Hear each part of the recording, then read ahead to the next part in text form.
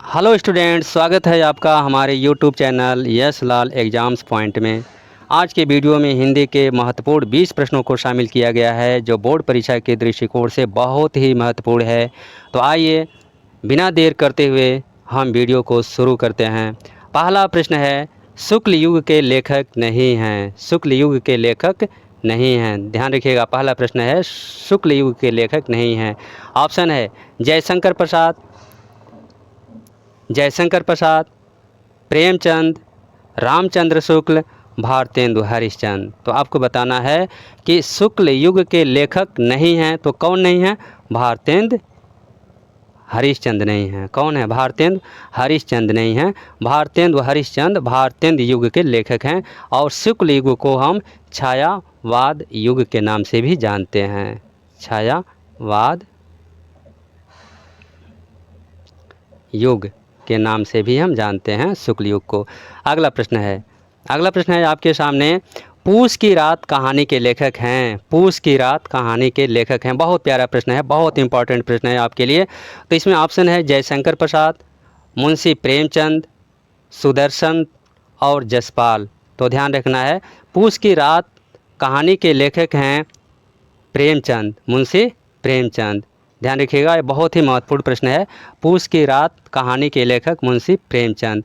अगला प्रश्न है आपके सामने, सिंदूर की होली के नाटककार हैं। सिंदूर के होली के नाटककार हैं। ऑप्शन है जयशंकर प्रसाद, राम कुमार वर्मा, लक्ष्मी नारायण मिश्र और हरि कृष्ण प्रेमी। तो इसमें सिंदूर के होली के नाटककार लक्ष्मी नारायण मिश्र हैं। कौन है? लक्ष्मी नारायण मिश्र हैं। ध्यान रखिएगा। अगला प्रश्न है आपके सामने, रूस में 25 मास यात्रा के लेखक हैं। ऑप्शन है डॉक्टर नागेंद्र, प्रभाकर माचवे, राम वृक्ष बेनीपुरी और राहुल सांकृत्यायन। तो इसका ऑप्शन जो है क्या सही है? रूस में 25 मास यात्रा वृत्त के लेखक हैं। ऑप्शन डी सही है, राहुल सांकृत्यायन। ध्यान रखिएगा, बहुत ही इम्पोर्टेंट प्रश्न है आपके लिए। और अगले प्रश्न की ओर बढ़ते हैं, निम्नलिखित में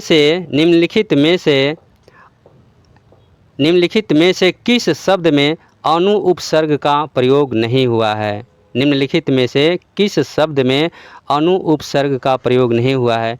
ऑप्शन है आपके लिए अनुकरण, अनुशासन, अनुत्तीर्ण और अनुवाद। तो निम्नलिखित में से किस शब्द में अनु उपसर्ग का प्रयोग नहीं है? तो वह सही आंसर है अनुत्तीर्ण। अनुत्तीर्ण अनुत्तीर्ण में अनु शब्द का प्रयोग नहीं हुआ है। अगले प्रश्न की ओर बढ़ते हैं, नीलकंठ समस्त पद में प्रयुक्त समास है। नीलकंठ समस्त पद में प्रयुक्त समास है। द्वंद्व समास है क्या? बहुव्रीहि है क्या? द्विगु है क्या? अव्ययी भाव है क्या? तो ध्यान रखिएगा, ये बहुत इंपॉर्टेंट प्रश्न है आपके लिए, बहुत इंपॉर्टेंट प्रश्न है। तो नीलकंठ समस्त पद में प्रयुक्त समास है बहुव्रीहि समास। कौन सा है? बहुव्रीहि समास। बहुव्रीहि समास यानी कि ऐसा शब्द जो किसी तीसरे पक्ष की ओर इंगित करता है, इशारा करता है। इसमें नीलकंठ का मतलब नीला है, कंठ जिसका, तो भगवान शिव की ओर इशारा करता है। तो नीलकंठ समस्त पद में प्रयुक्त समास बहुव्रीहि है। बहुत इंपॉर्टेंट प्रश्न है आपके लिए। अगला प्रश्न है, बादल का पर्यायवाची शब्द नहीं है। निम्नलिखित में से बादल का पर्यायवाची शब्द नहीं है। ऑप्शन है नीरद, अम्बुद, जलद, जलज। ध्यान रखिएगा, बादल का पर्यायवाची शब्द नहीं है, तो कौन सा नहीं है? हम यहाँ देख रहे हैं जो नीरद है ये बादल का पर्यायवाची शब्द है, अम्बुद बादल का पर्यायवाची शब्द है, जलद बादल का पर्यायवाची शब्द है। लेकिन जो जलज है, जलज यह जो बादल का पर्यायवाची शब्द नहीं है, यह कमल का पर्यायवाची शब्द है। ऑप्शन डी सही होगा। ध्यान रखिएगा, जितने भी शब्द आएंगे जिसके अंत में दो होगा ये सभी बादल के पर्यायवाची शब्द होंगे, और ऐसे शब्द जिसके अंत में जो होगा ये सभी कमल के पर्यायवाची शब्द होंगे। तो जलज क्या है? बादल का पर्यायवाची शब्द नहीं है। बहुत इंपॉर्टेंट है परीक्षा के दृष्टिकोण से आपके लिए। अगले प्रश्न की ओर बढ़ते हैं। आंधी आई और हम घर भागने लगे। आंधी आई और घर हम भागने लगे रचना के आधार पर इस वाक्य का प्रकार है। ए सरल वाक्य है क्या, बी मिश्र वाक्य है क्या, सी संयुक्त वाक्य है क्या, डी इनमें से कोई नहीं। तो ध्यान रखिएगा, आंधी आई और हम घर भागने लगे रचना के आधार पर इस वाक्य का जो प्रकार है संयुक्त वाक्य है। कौन सा है? संयुक्त वाक्य है। अगले प्रश्न की ओर। महात्मा बुद्ध ने विश्व को महात्मा बुद्ध ने विश्व को शांति का संदेश दिया। इस वाक्य का वाच्य दिया। इस वाक्य में प्रयुक्त अचान क्या है? कर्तृवाच्य है क्या, कर्मवाच्य है क्या, भाववाच्य है क्या, इनमें से कोई नहीं। तो इसका ऑप्शन सही होगा कर्तृवाच्य है। क्या है? कर्तृवाच्य है। बहुत ही इंपॉर्टेंट प्रश्न आपके लिए। अगले प्रश्न की ओर बढ़ते हैं। वह अचानक चला गया। वह अचानक चला गया। 11 मात्राएं होती हैं क्या, 16 होती हैं क्या, 12 होती हैं क्या, या 13 होती हैं क्या? तो ध्यान रखिएगा, सोरठा छंद के दूसरे और चौथे चरण में मात्राएं होती हैं 13 मात्राएं होती हैं। कितनी होती हैं? तो 13 मात्राएं होती हैं। और पहले और तीसरे चरण में जो मात्राओं की संख्या होती है वह 11 होती है। ध्यान रखिएगा इतना। अगले प्रश्न की ओर बढ़ते हैं। अपव्यय शब्द में उपसर्ग जुड़ा है। अपव्यय शब्द में उपसर्ग जुड़ा है। ओ, उप, अप, अधि। ध्यान रखिएगा, अपव्यय शब्द में उपसर्ग जुड़ा है। ओ, उप, अप, अधि। तो क्या होगा? अप। क्या होगा? अप। यानी कि अपव्यय शब्द में उपसर्ग जो जुड़ा है, अप शब्द जुड़ा है। अगले समास है, ध्यान रखना है। माता पिता में कौन सा समास है? माता पिता में कौन सा समास है? कर्मधारय है क्या, दिगु है क्या, बहुव्रीहि है क्या, दिगु है क्या, कर्मधारय समास है क्या, द्वंद्व समास है क्या?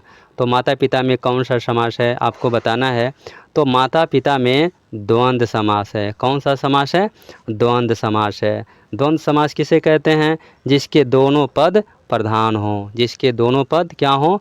प्रधान हो। और विग्रह करने पर दोनों शब्दों के बीच में और, अथवा, एवं या शब्द आएँ तो ऐसे को हम क्या कहते हैं? द्वंद्व समास कहते हैं। ध्यान रखिएगा, द्वंद्व समास ऐसा समास होता है जिसमें दोनों पद क्या हो?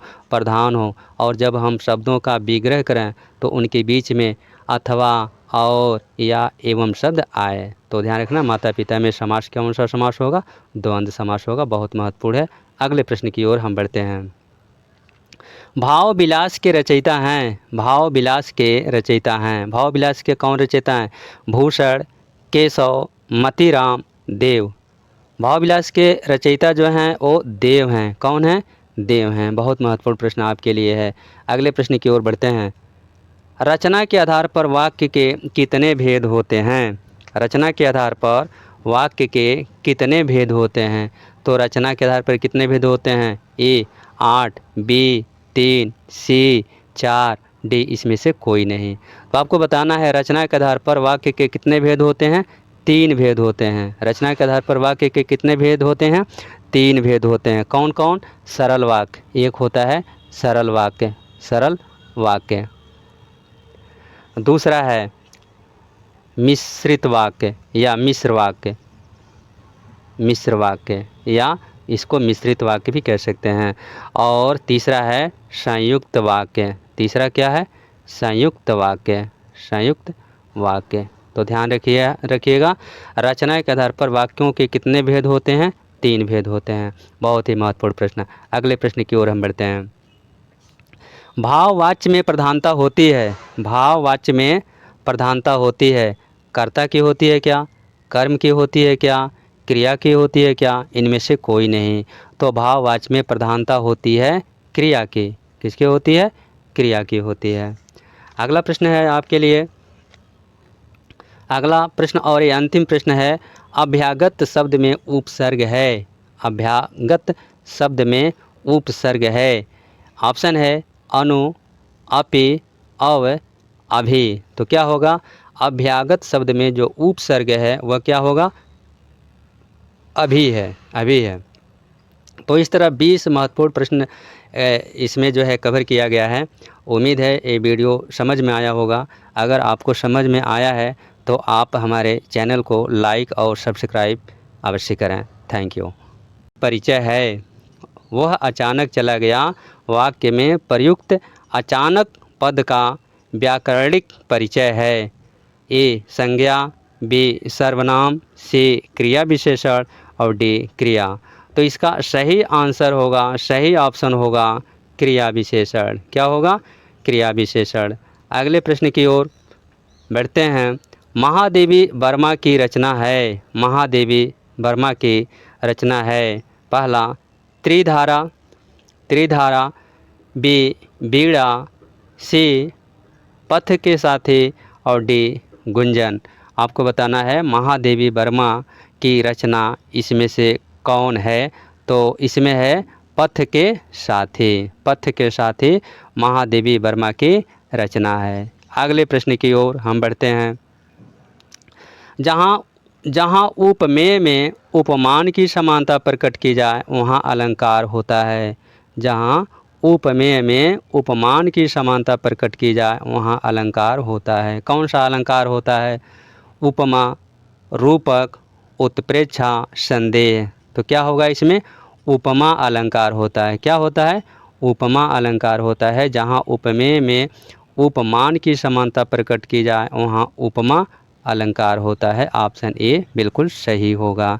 अगले प्रश्न की ओर बढ़ते हैं। सोरठा छंद के दूसरे और चौथे चरण में मात्राएं होती हैं।